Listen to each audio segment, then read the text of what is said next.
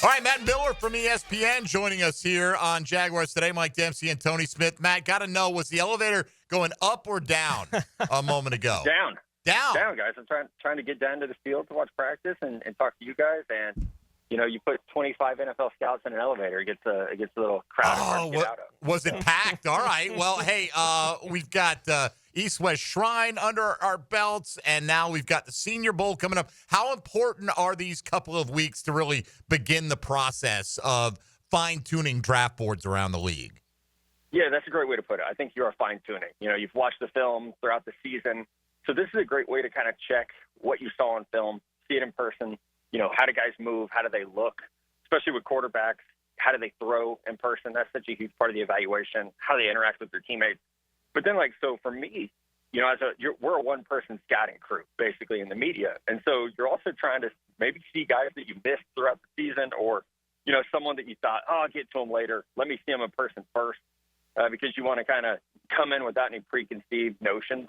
So the Senior Bowl and Shrine Game are huge for that. And, every year there's going to be a small school guy that kind of pops and impresses you. And that's the fun part, too, is, getting to see a North Dakota State offensive lineman against the LSU D tackle or Western Kentucky corner against a top-tier Power 4 school wide receiver. So that's kind of the fun, but also the importance here. Setting the tone for the week there at the Super Bowl, or the Senior Bowl, excuse me. Who do you expect will stand out at the Senior Bowl this week? Yeah, it's a good group. I'll say that. Jim Nagy's assembled, I think there might be 8 to 10 first-round picks here. So there's a lot of room for guys to stand out. I think Josh Connerly, tackle from Oregon, is the best player here. He was a high school running back who kind of outgrew that position, moved to offensive tackle. He's just really, really solid athletically. He's still adding some power to his game, but he's an impressive player. Walter Nolan, the D tackle from Ole Miss, probably the best defensive player here. He was unstoppable in the first day of practices. So it's those two are, and I would say that's like the theme here. The offensive, defensive line are the good groups here that you really can get excited about where the picks are at. It's not a great wide receiver group. It's not a great cornerback group, but if you need trench play, this is a really fun class.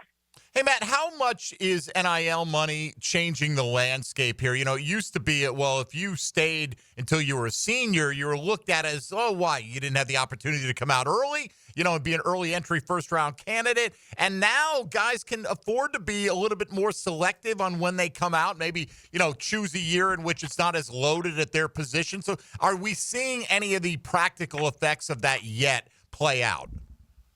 I think so. Just seeing maybe not so much at the Senior Bowl with this group, but I think at quarterback we've definitely seen that. Cam Ward having an opportunity to go to Miami instead of entering the NFL draft last year is a great example of that. A guy who in the transparent era of NIL where he can say, I'm going to go to Miami, I'm going to make 7 figures and not have to rush to get to the NFL. I can continue to develop while making NFL money, basically. So I look at NIL and does it need, some regulation? Yes, absolutely. But it's also great because guys are able to stay in college longer and develop.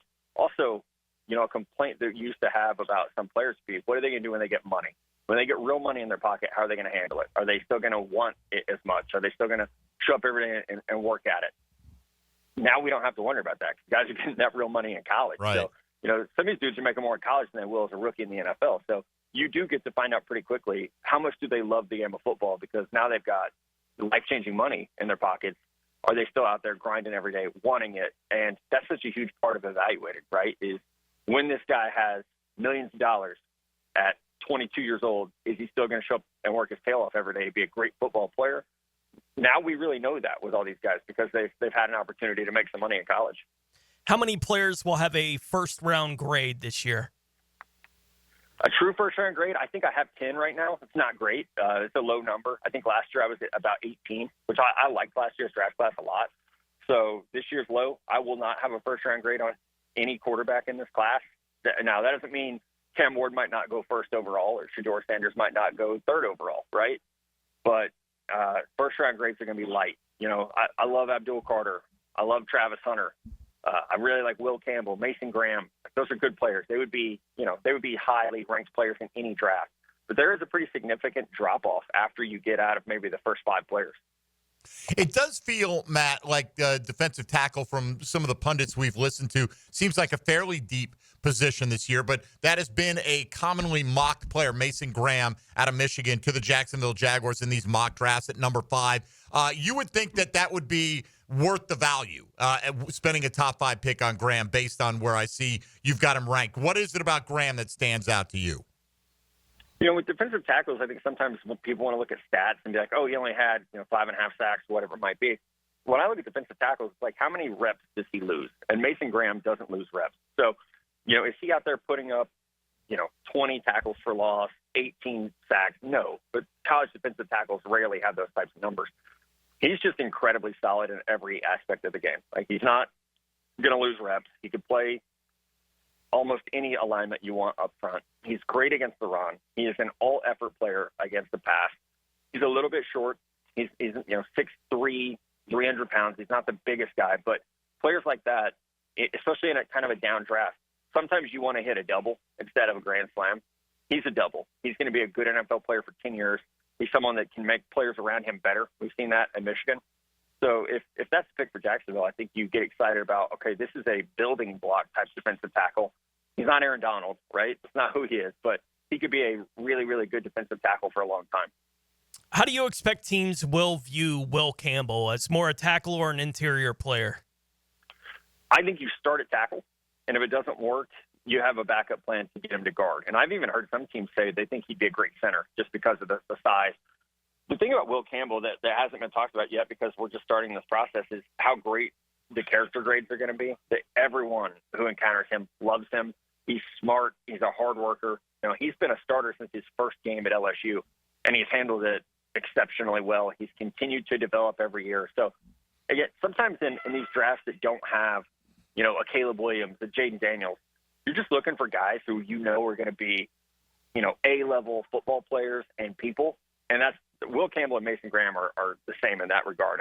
You know what you're getting when you draft those guys. There's not any mystery. You're getting high character, hardworking, good football players.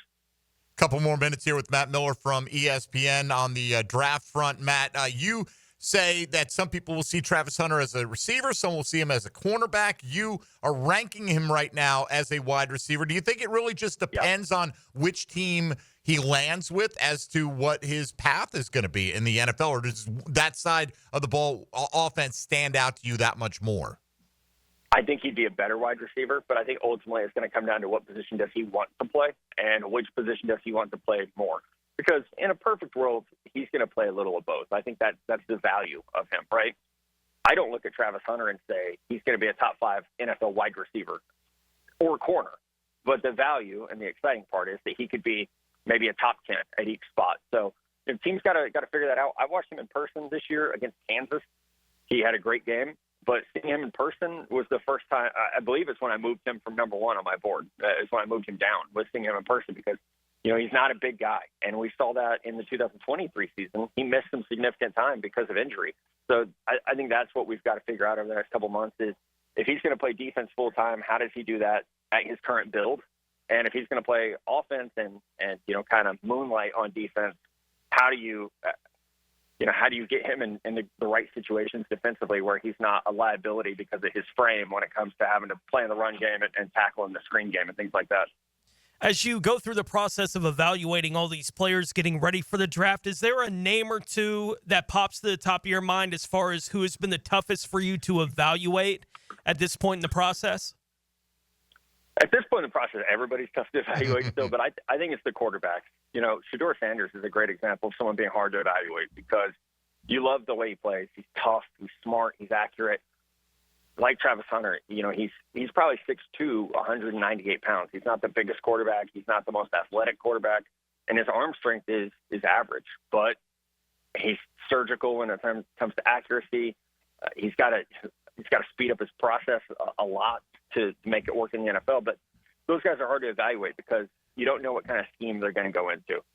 With Shador, if he goes to a team that wants a quarterback who can move or an offensive line that makes the quarterback move, I don't think he's going to have a lot of success. If he can go somewhere where he's protected, can play, more in the pocket, more of a play action type game, then I think he could have a lot of early success even.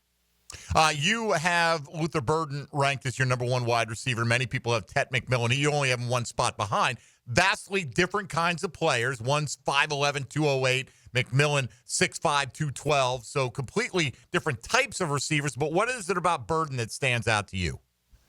Yeah, I love what he can do. I think you look at Mizzou this past year, that offense wasn't great.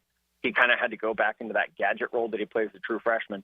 But you look at his sophomore season, and his ability to win on the slot fade, what he can do with the ball in his hands after the catch, he's just an explosive athlete. And I would say he's a player that I would expect to continue to develop and end up being a better pro than he was college player, just because he's going to be put in situations and systems where you can take advantage of some of the special things he does instead of, at Mizzou, there was a lot of times where he had to be the hero, third and long, who's getting the ball. So I would say the upside for him is greater than it is for McMillan. How deep into the draft do you think a team will be able to draft a guard that could start on day one? I mean, round 4, round 5, it happens every year, and I don't know that you should go into the draft saying, like, we're going to find our starting right guard in the 5th round, but it happens. It happens every year. The Niners got Dominic Pooney from Kansas last year. He was amazing, and he was a late 3rd-round pick. So you can do it every year. This is not a great interior offensive line class.